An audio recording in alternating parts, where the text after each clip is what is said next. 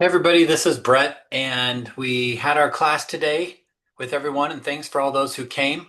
I had forgot to hit the record button, so it didn't record, which is probably a blessing in disguise. So what I've decided to do instead of, um, well, the only thing we can do is I'm just going to create a very compressed, really easy to follow replay, I guess, of the class that we had today. So for those of you that either want to rewatch it or if you weren't able to attend, then you can just watch this video and it's going to give you everything you need to know so you can be ready for tomorrow. So in this first day, we really want to introduce what LifeSketch is and give you a chance to use it for the first time. So I will just overview a little bit about what LifeSketch is and then we'll jump into it. I had been using ChatGPT, a little bit of an AI technology, to try to write some stories and to also a couple different projects. And I realized that it just didn't have, it was kind of like a basketball by itself. It couldn't teach me how to play basketball. It was just the ball. And I needed to know a lot of things. I had to bring a lot of things to the ChatGPT to be able to really write stories well. And so it occurred to me, well, what if I could create a program that effectively teaches someone how to play basketball? It teaches you how to dribble, how to shoot, how the game works, and that as a metaphor for writing our memoir. What if I could create a tool that gives you everything you need, not just the ball, not just the tool to write, but the context and the guide and the coach and all of those things. And that's what LifeSketch is. LifeSketch, while it is a tool that integrates AI, is not really about AI. The real focus of the class that we're teaching today, and my hope for you in using LifeSketch, is that you will see it as a tool that can help you quickly take the memories you have in your head, speak them out in such a way that the technology captures it and then upscales it into really high quality writing. And as I've said before, you can add a little bit of polish or you can add a lot of polish. It does run on Windows, it runs on Mac, it runs on your phone. It's optimized to run in pretty much any sort of online device that you have. It does require a connection to the internet to work. But once you log in, you can create a project. You can then create stories. You can put those stories together to form a book. And then the coaches are there to help you really fine tune everything. So it's, I would say like basketball, you can either play at the pro level or you can play a little weekend pickup game. You can do some one-on-one with your kids. It really gives you the space to do as little or a lot as much as you want. Um, Some of you guys are new to the word AI or to use, you never used ChatGPT. My hope with this tool, and I know there's a little bit of jargon in some of the things that I say, but my hope is that the learning curve is very, very low. This isn't about you learning how to use technology. This isn't about learning how to be a better writer. This is really just a tool to help you. It shows up where you are, which is you're a human who has experiences. And if you can speak those experiences, if you can share those, that's all that's required. So let's jump into this.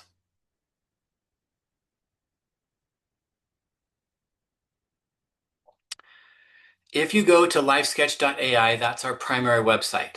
And you'll see right now, for now, there's this early access lab. So we'll be doing a couple of rounds of this early access where people can get in and try this out. One thing about this 3-day program is I was talking about how it's not about AI. It's also not a sales pitch. I am not going to sell you anything today, tomorrow, or the next day. This is an early access lab for people who are willing to really try the tool, test it out. What I'm hoping to get from you instead of money is your feedback. I would like for you to tell me what you liked, what you didn't like. And we still have room to shape this into something that is really, really powerful beyond what I think is already pretty powerful. So the early access lab gets you there. Under support, there is a phone number. This gives you, there's an AI. Actually, I love AI. So there's an AI guy you can talk to. He can answer all your questions if you call that. And then there's a user's guide. If you're old school and you really like to read all the instructions on how everything works, this is all the instructions on everything you need to know. So you can look at that if you'd like, if you get stuck. But I actually have a better way for you to solve that, and I'll show that to you in a minute. So if you're new to this, you need to create your account. How do you create your account? I have set up right here. You'll notice it is studio.lifesketch.ai/book-builder-invite.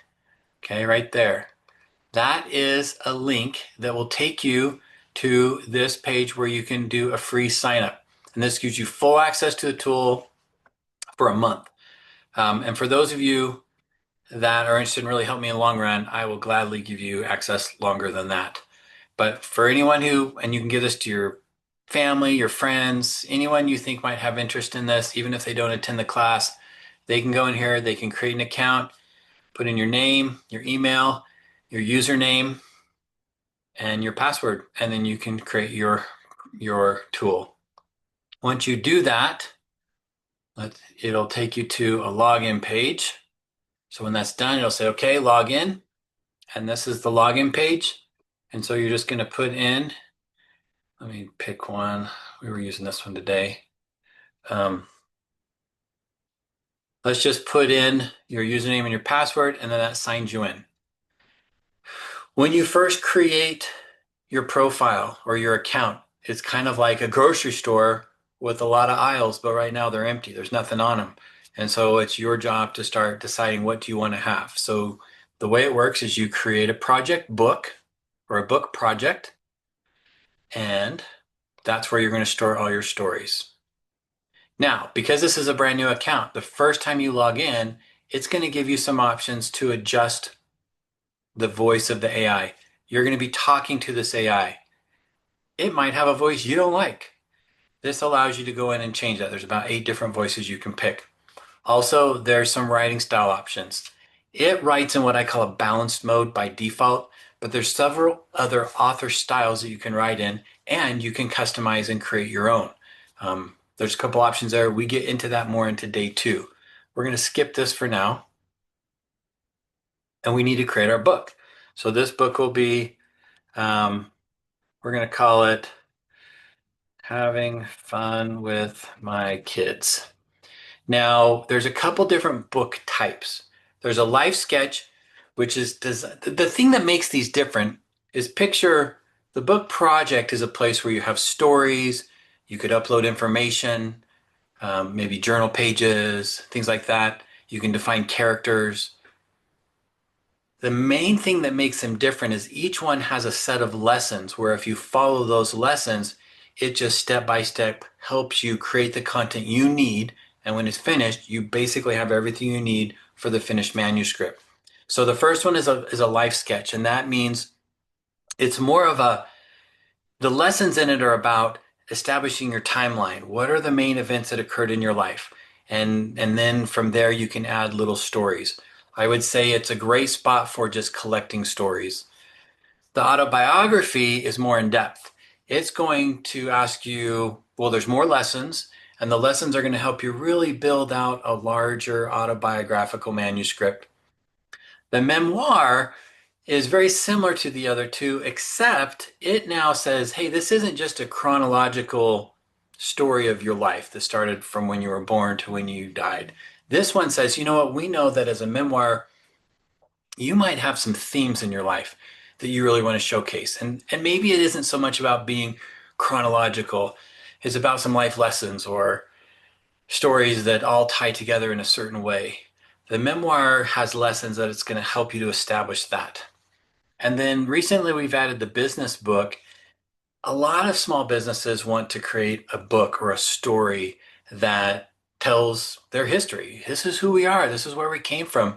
And it's something that they use as promotional material. It also can include a lot of life lessons. I remember the first time I read a book like this, it was called Let My People Go Surfing by, I don't know how to say his name, like Vaughn Schifford. He's the guy, I'm saying it wrong, but he's the guy who started Patagonia. And it's a really interesting book. I mean, you read it because it's a fun read and it's about him creating that business. But by the time you're done with it, you're just quietly really aligned to want to buy a lot of Patagonia clothes.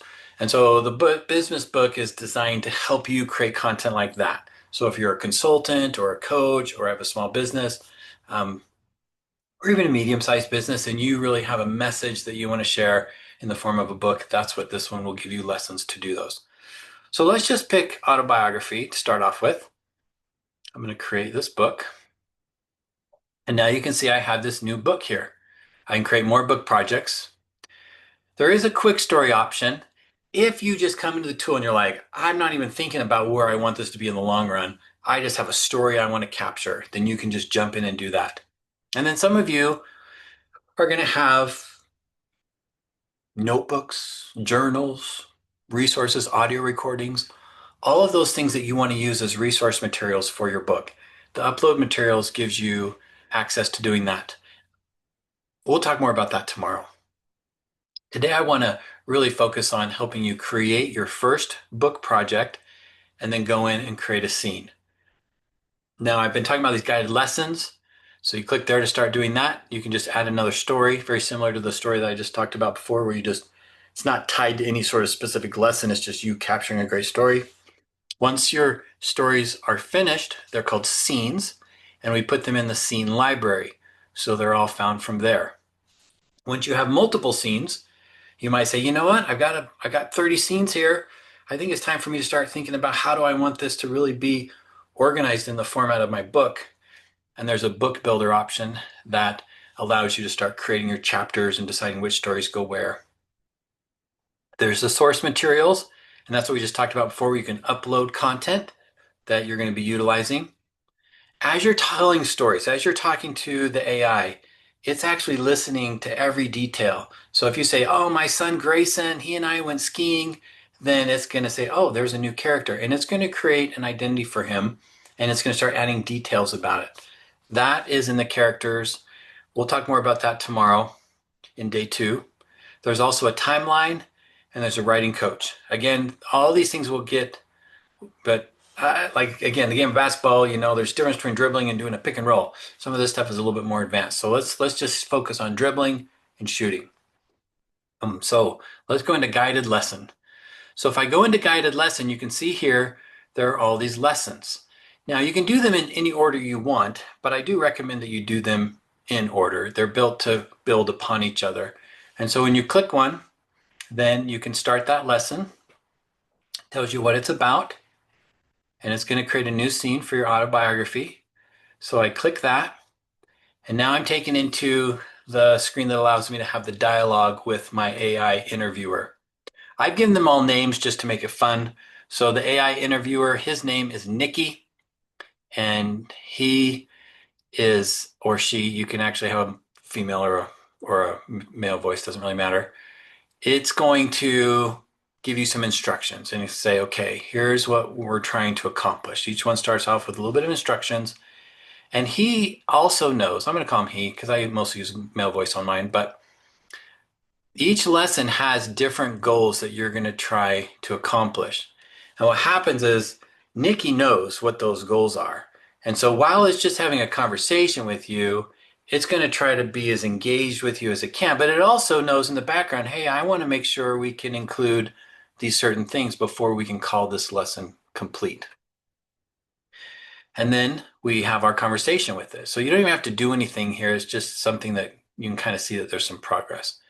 So we can see right here is telling us that the earliest scenes of an autobiography show readers who shaped you, your family, your neighborhood.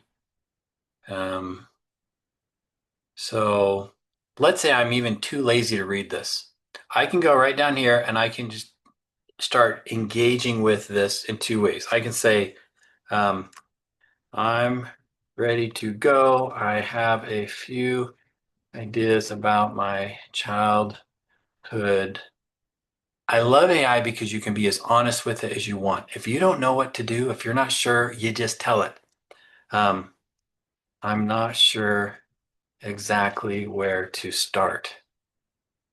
And then what's going to happen is it engages with them. It then responds. That's great to hear. Let's start by grounding ourselves in a specific memory. Can you describe a room from your childhood home? What did it look like? What did it smell like? And what sounds were present there? Now, it might be, and I find that most of us don't want to do this typing. So the way it works is we click the microphone right here and we can just begin to talk to Nikki. And so he's going to now engage with us. Hello? Hi, Nikki. I'm trying to think of a room from when I was a kid. but I just don't remember very much. Can you help me think of some things that might jog my memory? Of course. Let's start with something simple. Picture a room where your family spent a lot of time. What objects or furniture do you remember? Sometimes recalling a specific item can open up more memories. You know what? I did just have a memory pop into my head. When I was young, we lived in Seaside, Oregon, and our house had this big covered deck, and it was like a patio underneath and a deck. And my dad finished off the upstairs, and he added a sunroom, and then there were two bedrooms. The first bedroom was mine, and there were seven kids in my family. I'm number three, and it was the first time I had my own bedroom, and I remember being so excited. I kind of helped him build it a little bit, as much as a fifth grader can, fourth grader, however old I was. But I was able to help him with the painting, and I remember putting up the posters, and I had an 8-track player with a record player built into it, and it was my own space, and I loved it. That's a wonderful memory. Your first own space must have felt special. What kind of posters did you put up? And what music did you play on your 8-track player? Those are interesting questions. So I remember I had a Foreigner 4 8-track, and the song Cold as Ice would stop like halfway between the song where it went from one channel to the next. And I remember thinking, that's the best song on the entire tape. Why are you doing that? As far as posters go, I remember I had a Donkey Kong poster that I bought from some scholastic thing. And I also had a Rick Springfield poster, and I loved his music. And this was in the 80s. Those details really bring your room to life. The mix of Donkey Kong and Rick Springfield paints a vivid picture of your personality back then. How did it feel to have a space that was truly your own? Okay, so I'm going to pause now with talking to him because I wanted you to see what that feels like. One of the main ways that LifeSketch is different from other products out there is that they give you a prompt, and it's a static prompt. What I have loved about creating LifeSketch is that the AI really does converse with you, and it brings out little things that you wouldn't normally come up with, but all the while it's listening and it's taking that information in so it can actually create the scene and write it out for you. So when this is done, now we've just barely started talking to it, so there's not a lot of information here for it to use to create the story. And ideally, I would bore you with about 10 more minutes of me telling stories, and we could get some stuff really into this to make it interesting. But for the sake of our class today, what I'm going to do is I'm just going to show you the next step. After you've conversed with it, then you click Generate Scene. Oh, before I generate scene, I just noticed, see up here? 4 out of 5. We have accomplished 4 out of 5, 4 out of the 5 lesson requirements. So you can see there how it's. I just add that in so when you're having fun, you also feel like you're being effective. I don't know. So, anyways, we're going to generate this scene. So I'm going to click generate.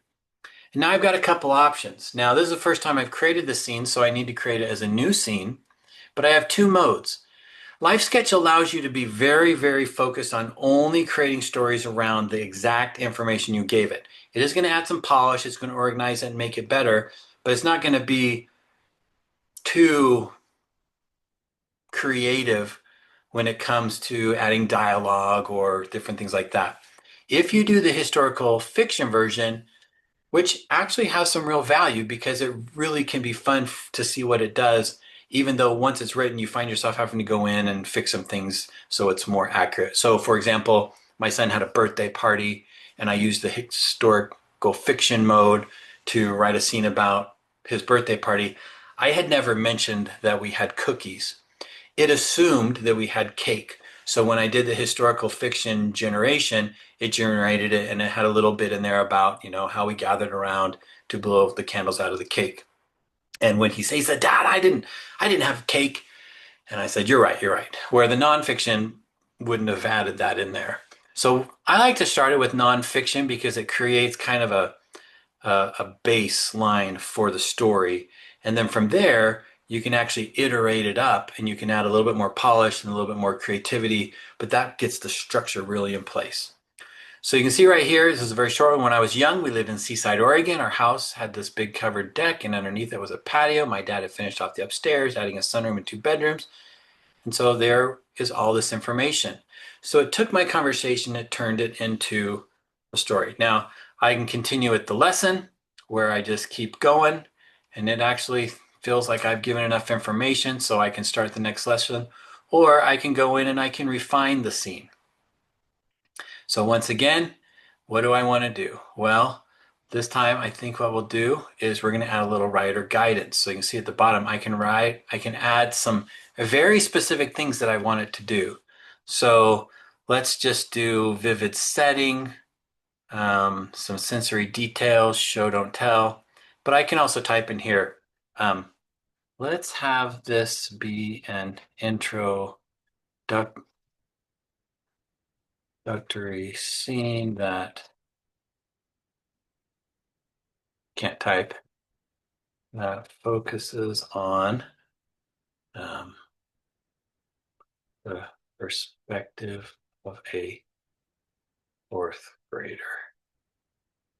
I have no idea how it's going to interpret that. And then we're going to click historical fiction, create new scene, and we're going to generate it.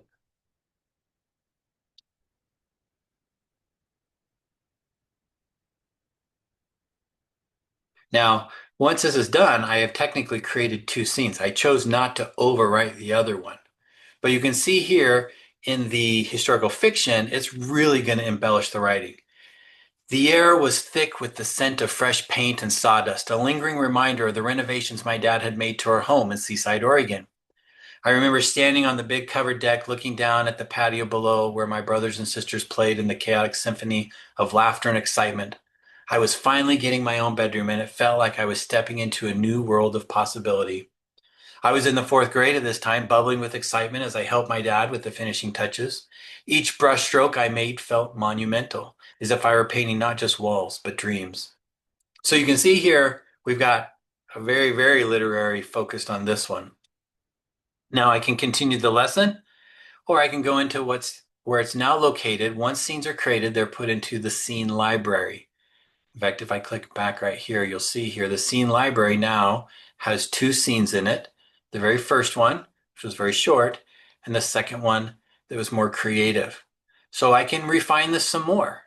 I can actually go into it and edit it. Maybe there's some things that just were wrong. Um, I said Donkey Kong, but maybe it was really Pac-Man, even though it was Donkey Kong. Um, and you can see here it's got the stories. And so I say, okay, I've saved that. So I've saved my story. Now that my story is saved or my scene is saved, I can go back to it and you can see that I can download it. I could transfer it. You might have multiple book projects. So you might decide, you know what, I wrote it in this book, but I really want to transfer it over to that book. I can do more refining and I can regenerate it. And so you can see right here, there's some options in regenerating it. Do I want it to replace the existing or create a new one? I'm going to say create a new one, or let's create it. Let's replace existing. I'm going to refine the existing one though, or I want to completely rewrite, but I'm going to say, no, let's refine it. And now in the writer guidance, I'm going to say, you know, this was our first nonfiction version, right? This is the one that didn't have all that embellishment. So I'm going to say, um, since we're refining the existing, I'm going to say historical fiction. So it's using that baseline that it created for that first one, but it's going to add a little bit more flair into it. And I'm just going to do a couple of these by default. And I'm going to put, again, see this through the eyes of a fourth grader who has had to share his room his entire life until now. And I'm going to regenerate the scene. So it is replacing it. So we still should only have two scenes over here on the side. But here it is. Here's a little bit, it's a little bit longer. It's got more information. One particular tape held my Favorite song, Cold as Ice. I remember listening intently as I played it, only to be interrupted halfway through when it switched channels. So I'm going to say one particular. So I'm going to edit this. People wouldn't know that that was an 8-track.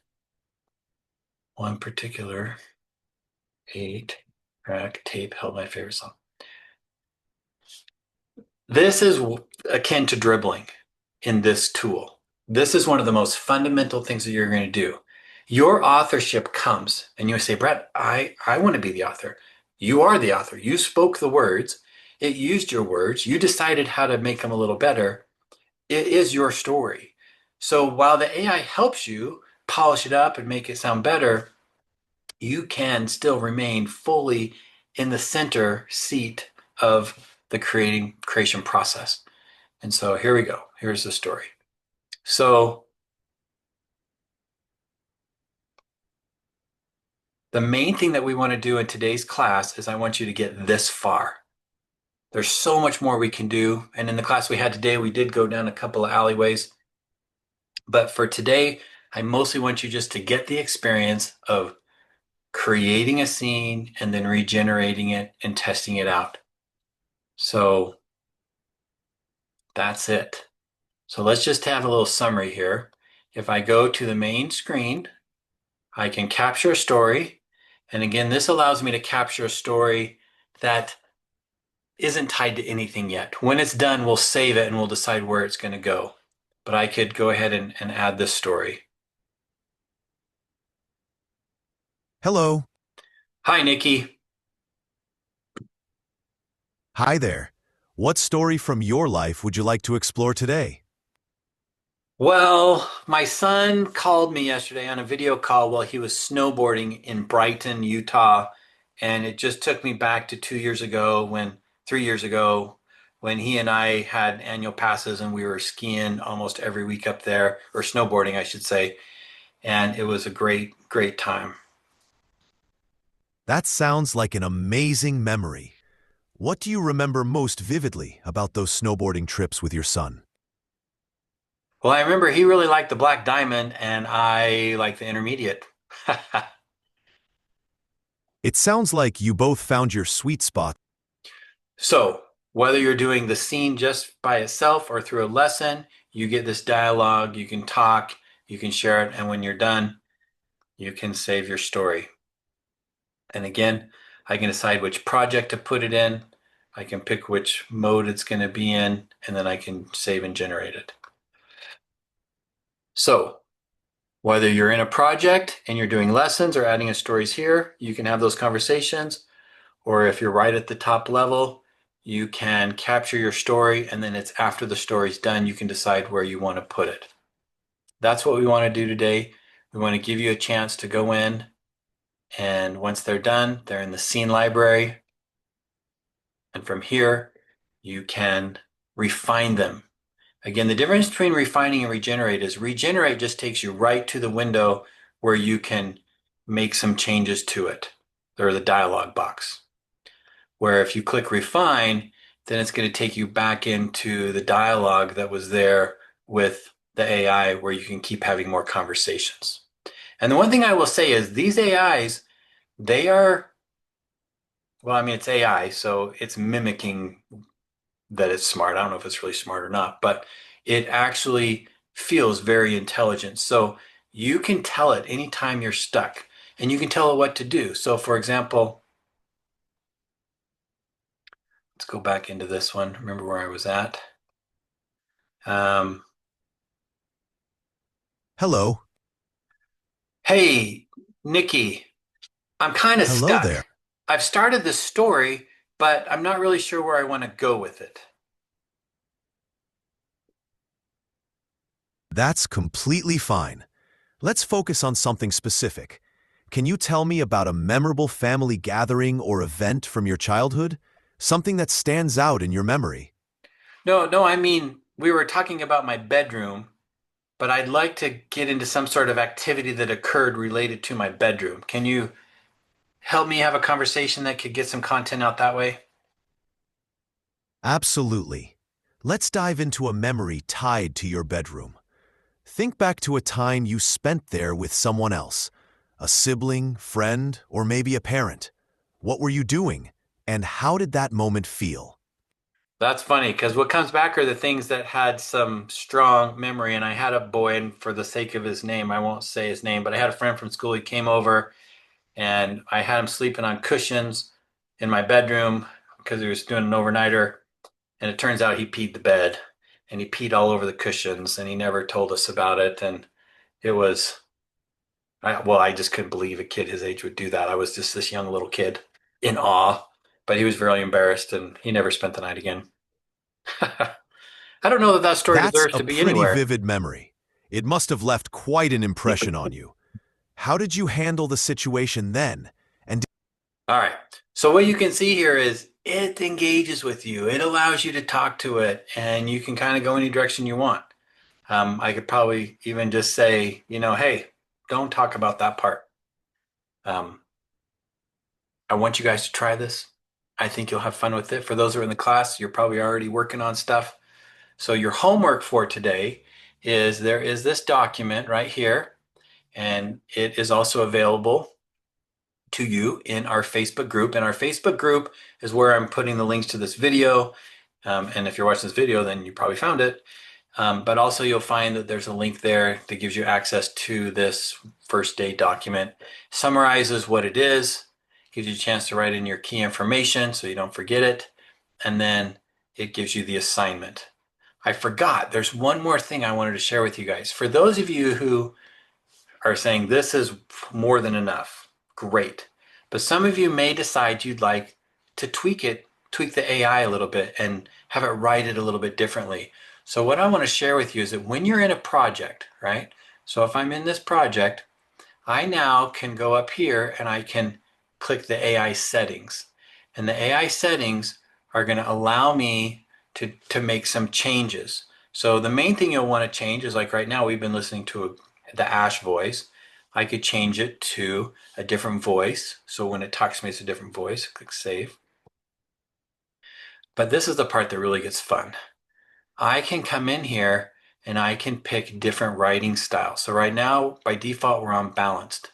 But I can do some of these. I can choose one of these previously designed, built-in writing styles.